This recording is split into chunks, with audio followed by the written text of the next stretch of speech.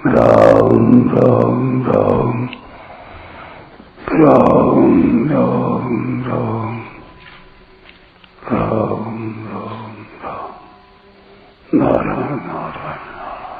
संबंध। अर्जुन के प्रश्न के उत्तर में भगवान ने दूसरे श्लोक में सगुण उपासकों को सर्वश्रेष्ठ बताया और तीसरे चौथे श्लोकों में निर्गुण उपासकों को अपनी प्राप्ति की बात कही। अब दोनों प्रकार की उपासनाओं के अवान्तर भेद तथा कठिनाई एवं सुगमता का वर्णन आगे के 3 श्लोकों में करते हैं। क्लेशोऽधिकतरस्तेषामव्यक्तासक्तचेतसाम् अव्यक्ता हि गतिर्दुःखम् देहवद्भिरवाप्यते। 5वां श्लोक।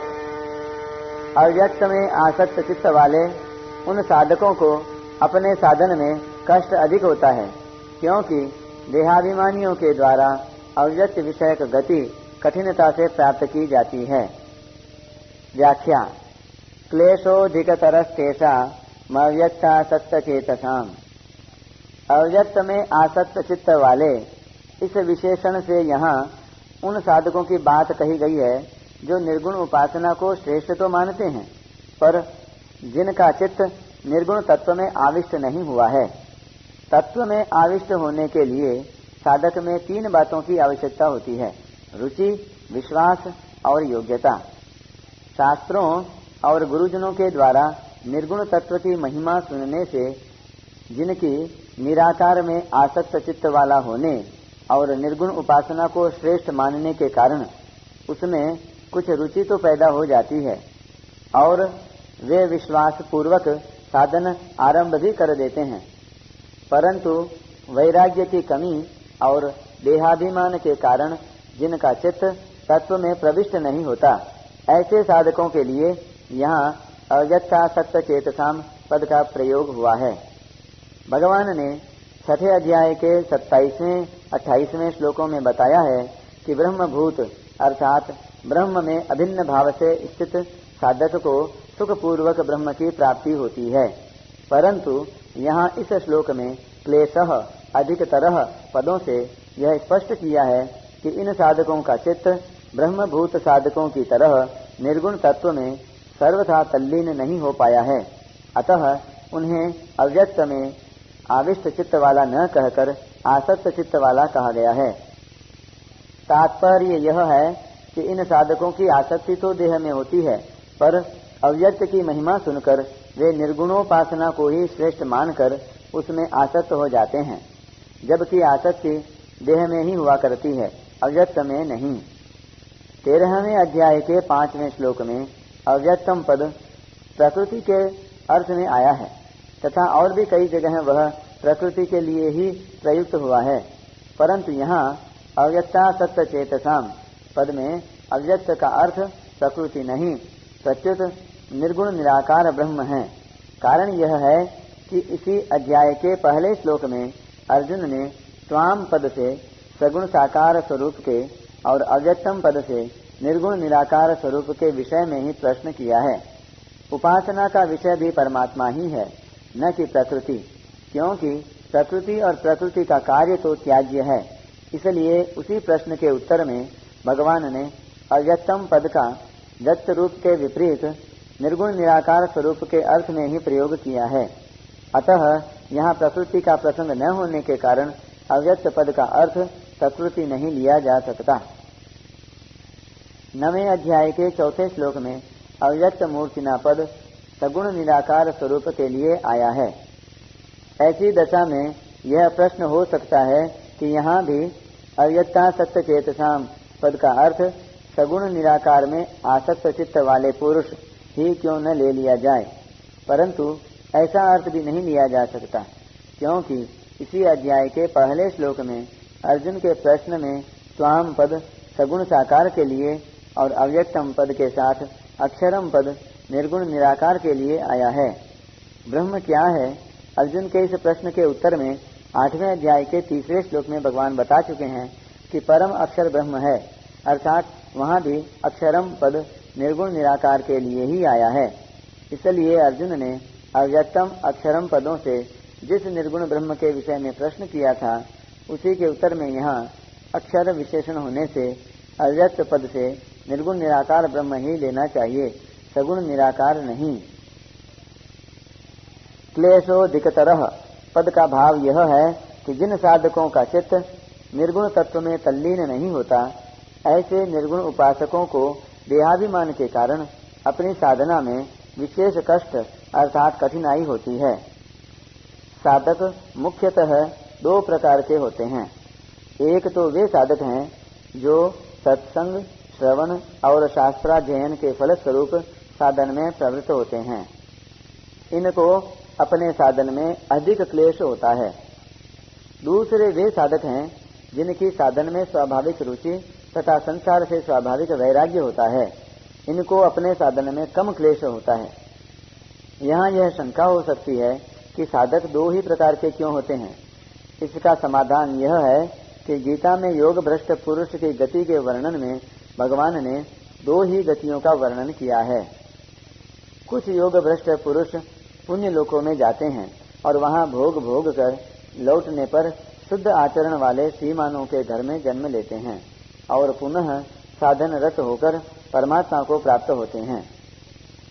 दूसरे कुछ योग भ्रष्ट पुरुष सीधे ज्ञानवान योगियों के ही कुल में जन्म लेते हैं और फिर साधन करके परमात्मा को प्राप्त होते हैं।